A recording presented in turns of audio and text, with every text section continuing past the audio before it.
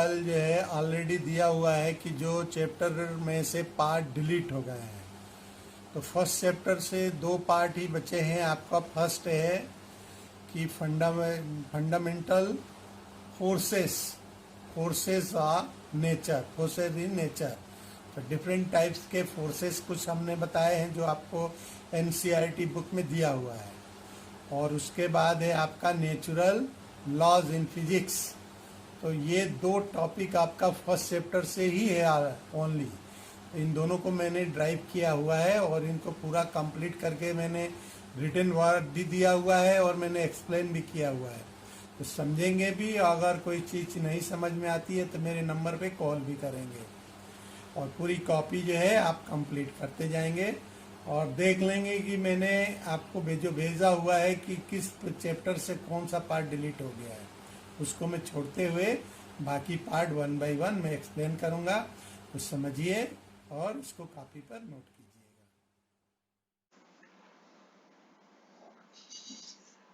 Physics word, physics in physics first chapter, first part is fundamental force in nature. Fundamental forces in nature. What do you mean by the fundamental of forces in nature? Fundamental means जो initially किसी भी object के ऊपर जो forces apply होते हैं इस nature में, प्रकृति में, ठीक है, फंडामेंटल फोर्सेस इन नेचर कहलाते हैं।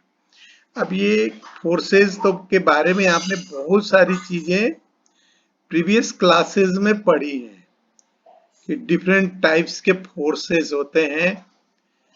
उसमें अगर 9th की बात करें तो बैलेंस, अनबैलेंस फोर्स, उसमें contact force, distance force, several forces के बारे में आपने पढ़ा हुआ है ऑलरेडी। जो यहाँ बता रहा हूं उसके बारे में भी आपने बहुत सारे बातें पढ़ी हुई हैं। तो हम कुछ फोर्सेस के बारे में जो आपकी बुक में दिया हुआ है एनसीईआरटी से, हम पूरा हमारा बेस्ट रहेगा एनसीईआरटी में जो दिया हुआ है हम स्टार्ट कर रहे हैं।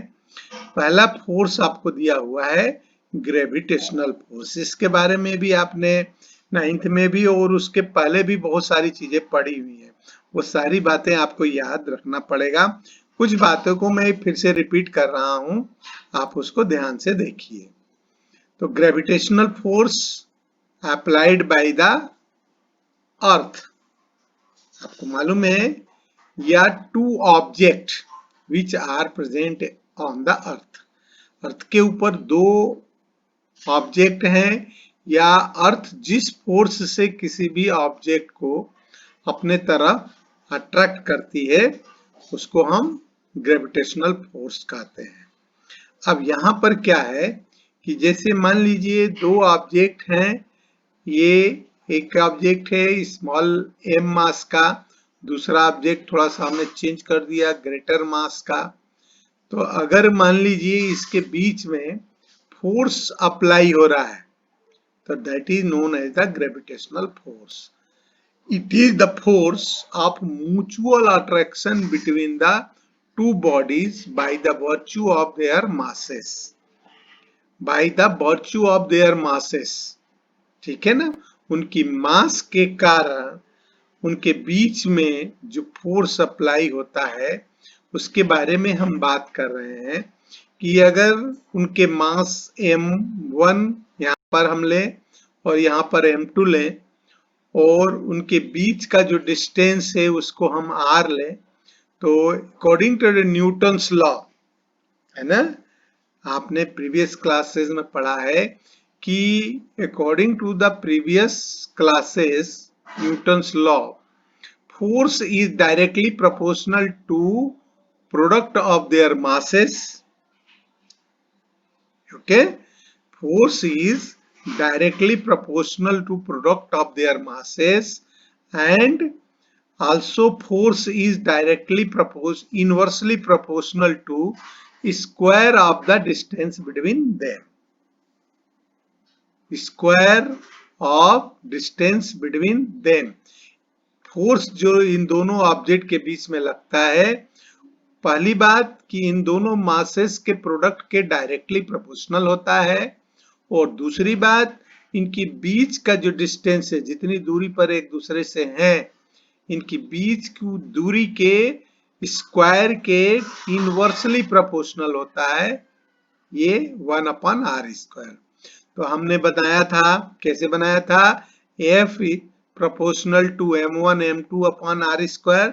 प्रोपोर्शनलिटी साइन हटा करके हमने ये कैपिटल G यूज किया हुआ है, ध्यान रखिएगा, कैपिटल G यूज किया हुआ है प्रोपोर्शनलिटी साइन हटा करके, और इसको हम कहते हैं universal gravitational constant.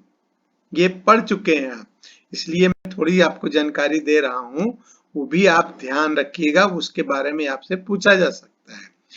It is a universal attractive force, it obeys the inverse square law, इसको हम इनवर्स स्क्वायर लॉ भी बोलते हैं।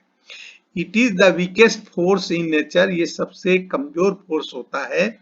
It is conservative, central and along the range force. It is caused due to the exchange of particle called the gravitation. Okay, it is exchange. It is causes due to the exchange of particle called the gravitation. Graviton कह सकते हैं उसको। If this is the gravitational force. Second is electromagnetic force. Electromagnetic force is also a force which apply between the two objects which are in distant place.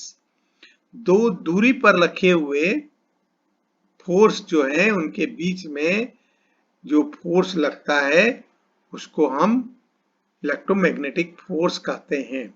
इसके बारे में आप पहले भी प्रीवियस क्लासेस में बहुत सारी चीजें पढ़े हैं, कि जब हम क्या पढ़ा था हम लोगों ने, कंब को हेयर से रब करके और पीस ऑफ पेपर के पास ले जाते हैं, पीस ऑफ पेपर के पास ले जाते हैं तो वो अट्रैक्ट करते हैं, उसको हम इलेक्ट्रोमैग्नेटिक फोर्स भी कहते हैं।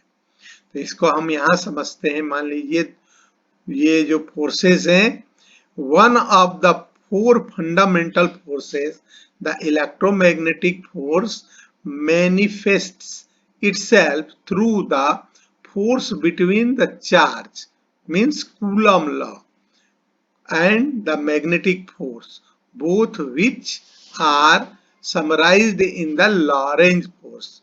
Lorentz force ऑटोमेटिकली जनरेट होता है दो ऑब्जेक्ट के बीच में। जैसे एक में हम किसी तरीके से चार्ज को जनरेट करें तो दूसरा उस फोर्स को एक्सपीरियंस करता है, ठीक है। तो यहाँ पर that is the fundamental force. Okay, तो fundamentally the both magnetic and electric force are manifestations of an exchange force involving the exchange of the photons. ये क्या किस लिए होता है? फोटॉन्स के बारे में आप अभी भी पढ़ेंगे, ग्रेड केमिस्ट्री में बहुत सारी चीजें और पहले भी पढ़ी है कि that is both the magnetic और इलेक्ट्रिक फोर्स। मैग्नेटिक फोर्स कौन सा होता है? जब मैग्नेट के द्वारा किसी मेटेलिक ऑब्जेक्ट के ऊपर, अरे आयरन के से बनी हुई ऑब्जेक्ट के ऊपर अप्लाई करता है। और इलेक्ट्रिक फोर्स किसके बीच लगता है? दो चार्जेस के बीच लगता है। तो both the magnetic and electric force are manifestation of an exchange force involving the exchange of photons. Photons के एक्सचेंज के कारण जनरेट होता है। The quantum approach to the electromagnetic force is called the quantum electrodynamic और QED, quantum electrodynamic. Quantum electrodynamic. The electromagnetic force is the force of infinite range which obey the inverse square law and is of the same for the gravity force। जो हमने gravity force का हमने जिक्र किया है उसी के according होता है। इसकी स्ट्रेंथ लगभग जो रहती है 1/37 और ये रेंज दिया हुआ है उन्होंने पार्टिकल्स फोटोन के बीच में, दैट विल बी, ये प्रास जो होता है 0, स्पिन जो होता है 1, स्पिनिंग जो करते हैं, जो ऑब्जेक्ट मूव करते हैं। तो ये तो थोड़ा इंफॉर्मेशन अलग से दिया हुआ है। इसको हम कैसे रिप्रेजेंट करते हैं इलेक्ट्रिक में, उसी जो पीछे आपने पढ़ा Q के रूप में चार्जेस हैं तो Q1 Q2 यूज करते हैं, डिस्टेंस को R, तो F is equal to K, यहाँ G की जगह K, Q1/Q2 R²। ठीक है, ये दो ऑब्जेक्ट हैं, मास m1 m2 की जगह चार्जेस Q1 Q2 दिया है। ये दोनों के बीच में अगर सिमिलर फोर्सेज है तो रिपल्सन फोर्स लग रहा है। और मैग्नेटिक फोर्स दो मैग्नेट के बीच में है ना अप्लाई होता है, that will be QV into B, है ना। इस तरीके से इसको नोट किया जाता है। आगे इसके बारे में बहुत सारा डिटेल आपको पढ़ना है, यहाँ शॉर्ट में दिया हुआ है। उसके बाद है आपका स्ट्रॉन्ग न्यूक्लियर फोर्स। तो न्यूक्लियस के बारे में केमिस्ट्री में भी बहुत सारी चीजें पढ़ेंगे आप कि न्यूक्लियस के अंदर इलेक्ट्रॉन, न्यूक्लियस में जो प्रोटॉन और न्यूट्रॉन्स होते हैं और इलेक्ट्रॉन्स जो होते हैं न्यूक्लियस के अराउंड में सर्कुलर ऑर्बिट करते रहते हैं, ऑर्बिट में अपने मोशन करते रहते हैं। तो इन चार्जेस के एटम्स का एग्जिस्टेंस तभी है जब इन दोनों न्यूट्रॉन तो न्यूट्रल होता है लेकिन इलेक्ट्रॉन प्रोटॉन के बीच में स्ट्रॉन्ग न्यूक्लियर फोर्स अप्लाई होता है। ठीक है, तब आगे इसमें समझते हैं। जैसे ये दिया इन्होंने कि ये स्ट्रॉन्ग फोर्सेस हैं और दो चार्जेस हैं, ये प्रोटॉन को रोलिए रिप्रेजेंट कर रहा है, force which hold nucleus together, तो जिसके वजह से न्यूक्लियस एक दूसरे को बांध के रखते हैं। ठीक है, a force which can hold the nucleus together against the enormous forces of repulsion of the protons is strong Indeed. मतलब न्यूक्लियस के अंदर जो होता है सिर्फ प्रोटॉन रहते हैं तो उसमें रिपल्सन का फोर्स लगता है, और उसके बाहर इलेक्ट्रॉन्स रहते हैं तो वहां पर सिर्फ प्रोटॉन के इलेक्ट्रॉन्स का फोर्स लगता है, वहां भी रिपल्सन फोर्स लगता है।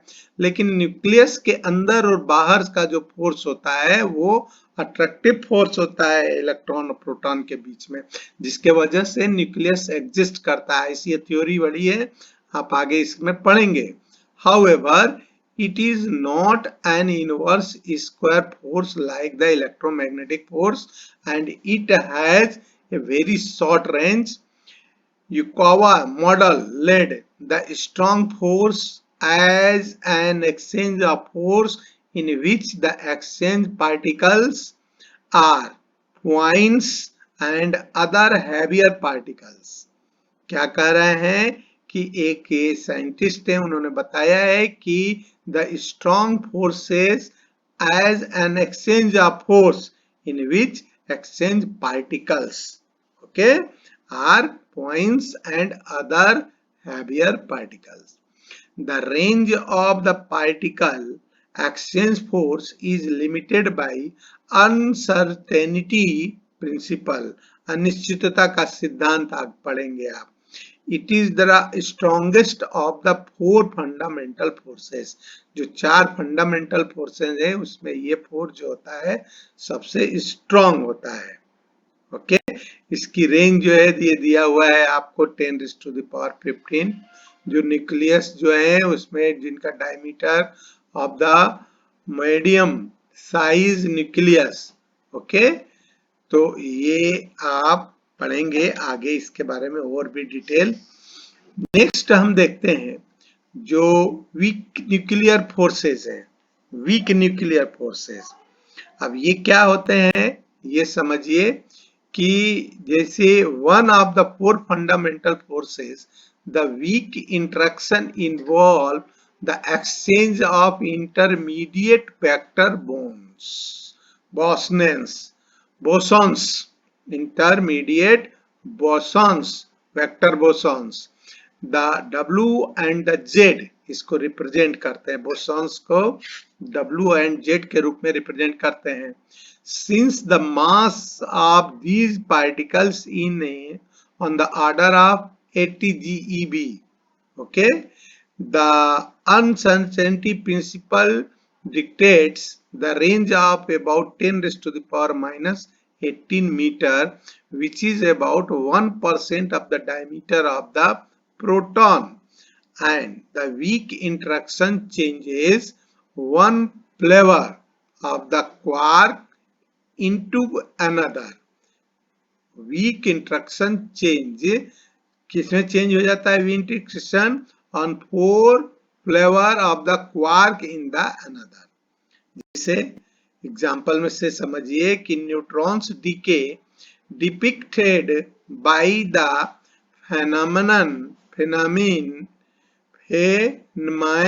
diagram at the left above, and one down quark is changed to an up quark, transforming the neutrons into the protons. इसमें होता क्या है कि न्यूट्रॉन जो होते हैं प्रोटॉन्स में ट्रांसफर होते रहते हैं. ओके, ये आपका क्वार्क दिया हुआ है इस तरीके से. ये वीकर फोर्सेस है, पार्टिकल्स दूर दूर रहते हैं तो इनमें जो ये स्ट्रेंथ है इसकी ये दिखाया इन्होंने. रेंज है 10⁻18. ये दिया ने 0.1% of the diameter of the proton. ये जो है वेक्टर फॉर्म में रहते हैं. इसको ऐसे भी हम mass is greater than 80 GeV. Spin इसका 1 रहता है जो रोटेशन रहता है.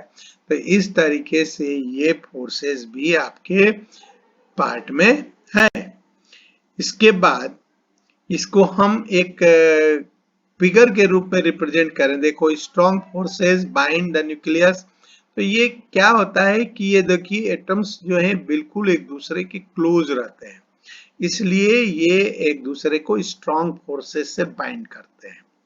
इसी तरीके से जो हमने दूसरा वीकेस्ट फोर्स बताया है उसमें जो पार्टिकल्स होते हैं वो दूर रहते हैं, तो ये वीक फोर्स करते हैं, रेडियो एक्टिविटी दर्शाते हैं. धीरे धीरे अपने में से इलेक्ट्रॉन्स को, ये अल्फा बीटा गामास को इमिट करते हैं. और electromagnetic force bind the atoms. ये आपने स्ट्रक्चर पढ़ा होगा, देखा होगा. इलेक्ट्रोमैग्नेटिक फोर्स जो ये पार्टिकल्स इस तरीके से रोटेशन करते रहते हैं तो ये इलेक्ट्रोमैग्नेटिक फोर्स कहलाते हैं. उसके बाद जो ग्रेविटेशनल फोर्स बताया मैंने, bind of the solar energy, है ना, बाइंड करके रखता है. तो ये कुछ फिगर है जिसके द्वारा आपको डिफरेंट टाइप्स के फोर्सेस को रिप्रेजेंट किया गया है ना. ये देखिए, ये इस तरीके से एक दूसरे को अट्रैक्ट कर रहा है. ये बाहर की तरफ जा रहा है, ये भी अट्रैक्ट कर रहा है, ये भी अट्रैक्ट कर रहा है. तो ये चारों का एक एक्सप्लेनेशन फिगर के द्वारा दिया हुआ है. उसके बाद है नेचर ऑफ फिजिकल लॉज. दूसरा पार्ट जो इसमें आता है, नेचर ऑफ फिजिकल लॉ. तो फिजिकल लॉ भी बहुत सारे आप प्रीवियस क्लासेस में पढ़ चुके हैं. कुछ यहाँ मैं बता रहा हूं, जैसे कंजर्वेशन लॉ है ना. कंजर्वेशन लॉ में भी 2 होते हैं. कंजर्वेशन लॉ पहले क्या है समझ लीजिए. कंजर्व यानी अपने आप में अंदर उसको समाहित कर लेना, अपने आप में स्टोर्ड कर लेना. तो क्या कह रहा है कि conservation of energy implies that energy can be neither created nor destroyed, although it can be changed from one form to another. One form means mechanical, kinetic, chemical. दूसरे मैकेनिकल किस में कन्वर्ट कर लिया जाता है जनरेटर के द्वारा? Electrical energy में. इसी तरीके से डिफरेंट वन फॉर्म से दूसरे फॉर्म में कन्वर्ट होते रहते हैं. In an isolated system the sum of all form of energy therefore remains constant. Okay, it is isolated system, the sum of all form of energy remains constant. उसके अंदर constant रहता है, कोई भी ऑब्जेक्ट है। For example, a falling body has constant amount of energy, but form of energy change from potential to kinetic energy. आपने 9th class में ये पढ़ा हुआ है कि जब कोई ऑब्जेक्ट हाइट से गिराया जाता है या पेंडुलम जो मूव करता है, तो उसका पहले जब रुका रहता है तो पोटेंशियल एनर्जी रहती है, और जब चलना शुरू करता है तो वही एनर्जी काइनेटिक एनर्जी में कन्वर्ट हो जाती है। तो ये सारी बातें आप पढ़ चुके हैं, फिर भी मैं ये आपको इंफॉर्मेशन दे रहा हूं, तो उसको आप याद कर लीजिएगा। According to the theory of relativity, energy and mass are equivalent. Thus, the rest mass of the body may be considered a form of the potential energy, part of which can be converted into other form of energy. Okay, this is the important part. कि according to the theory of relativity, energy and mass are equivalent. Energy और मास जो होते हैं equivalent होते हैं। Thus, इसके वजह से rest mass of the body may be considered a form of potential energy, part of which can be conserved into other form of energy. मतलब जब कोई भी ऑब्जेक्ट रेस्ट में रहता है तो उसके अंदर पोटेंशियल एनर्जी कंजर्व रहती है ऑटोमेटिक। इसके बाद जो है दूसरा है law of conservation of linear momentum. तो लीनियर मोमेंटम में क्या है कि conservation of linear momentum expresses the fact that the body or system of the body in motion return its to a linear momentum, the product of the mass and the vector velocity, unless an external force is applied to it। मतलब मास और जो velocity का momentum means m, momentum को p से represent करते हैं, p is equal to m into b होता है, तो product of mass into velocity also conserve रहती है किसी भी ऑब्जेक्ट के अंदर। In an isolated system there are external forces, so the momentum is always conserved. Because momentum is conserved, its components in any direction will also be conserved। उसका जो direction होता है वो भी कंजर्व रहता है उसके अंदर।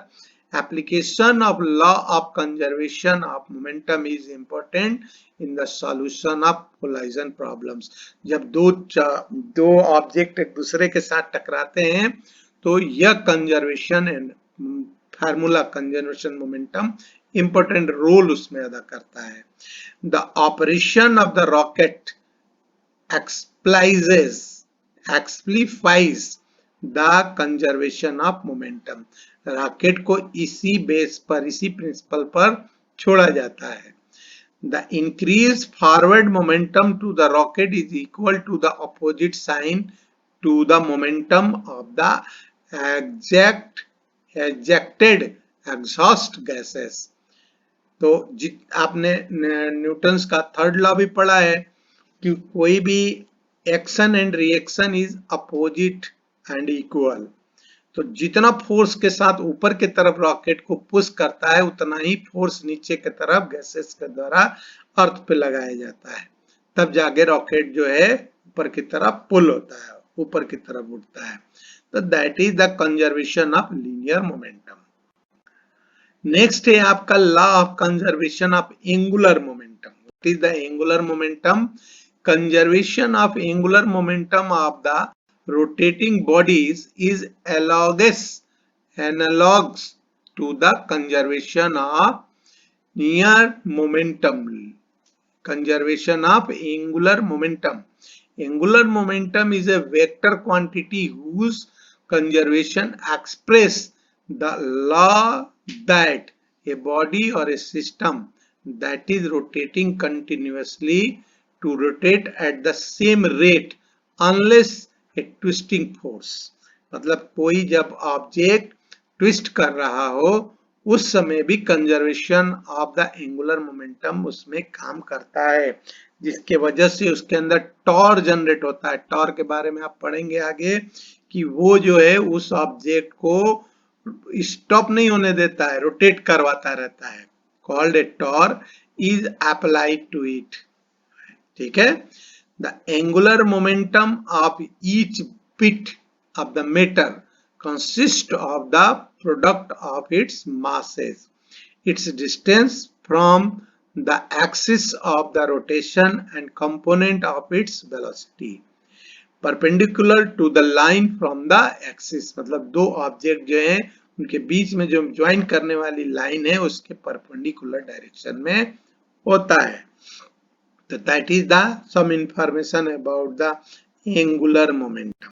Okay, then law of conservation of mass, ये आप केमिस्ट्री में भी पढ़ेंगे।